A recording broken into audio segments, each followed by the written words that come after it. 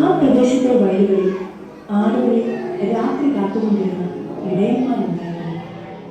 സ്വർഗീയ സൈന്യത്തിന്റെ ഒരു വ്യൂഹം പ്രത്യക്ഷപ്പെട്ട് പറഞ്ഞു, സകല ജനത്തിനും വേണ്ടിയുള്ള സന്തോഷത്തിന്റെ സദ്വാർത്ത നിങ്ങളെ അറിയിക്കുന്നു. ദാവീദിന്റെ പട്ടണത്തിൽ നിങ്ങൾക്കായി ഒരു രക്ഷകൻ. സകല ജനത്തിനും വേണ്ടിയുള്ള സന്തോഷത്തിന്റെ സദ്വാർത്ത നിങ്ങളെ അറിയിക്കുന്നു. ദാവീദിന്റെ പട്ടണത്തിൽ നിങ്ങൾക്കായി ഒരു രക്ഷകൻ, കർത്താവായ ക്രിസ്തു ജനിച്ചിരിക്കുന്നു.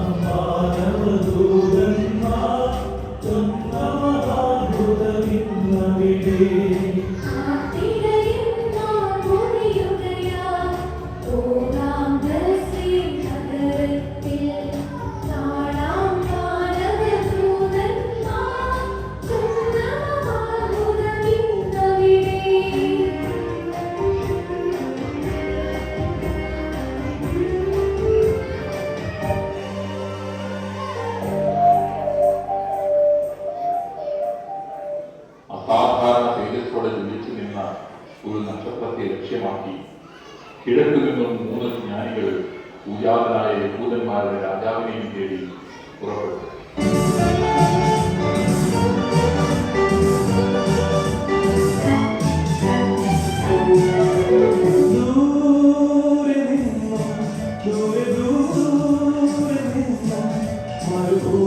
വഴികളിലൂടെ ഒരു കാലിൽ തൊഴുത്തു തേടി 3 രാജാക്കന്മാരെത്തി.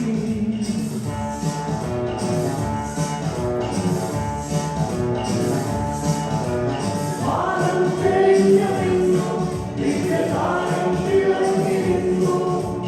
വാനം തെളിഞ്ഞു, ദിവ്യതാരം തിളങ്ങിരുന്നു.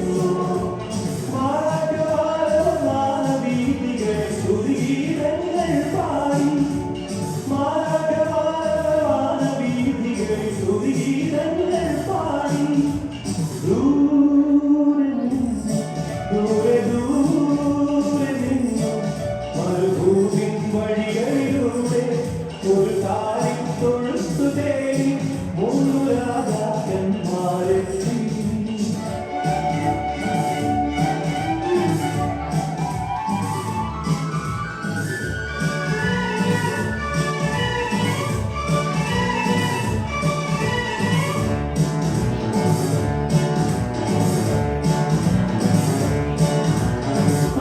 ദേശത്ത് നിന്ന് വന്ന 3 രാജാക്കന്മാർ.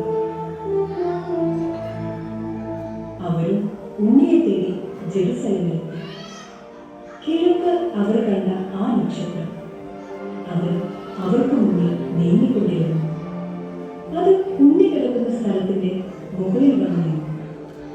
അവർ കുമ്പിട്ട് ആരാധിക്കുകയും പൊന്ന്, നീല, കുന്തിരിക്കം എന്നിവ കാഴ്ചയർപ്പിക്കുകയും ചെയ്തു.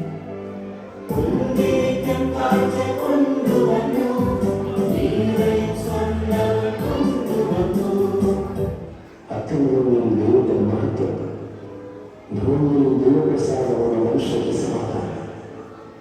സ്നേഹമുള്ളവരെ, മനുഷ്യ സമാധാനം നഷ്ടപ്പെട്ടിരുന്ന ആളുകളെ ലോകത്തിന്റെ സമാധാനത്തിന് വേണ്ടി അവതരിച്ച ക്രിസ്തുവിന്റെ സ്വർഗീയ സമാധാനം നമ്മുടെ ജീവിതത്തിൽ ലഭിക്കുവാൻ ഒരു പ്രാവശ്യം കൂടി ക്രിസ്തു നമ്മുടെ ഹൃദയത്തിൽ ജനിക്കട്ടെ. നമ്മുടെ ഹൃദയമാകുന്ന പുൽക്കളിൽ ക്രിസ്തുവിനായി നമുക്ക് തുറന്നു കൊടുക്കാം.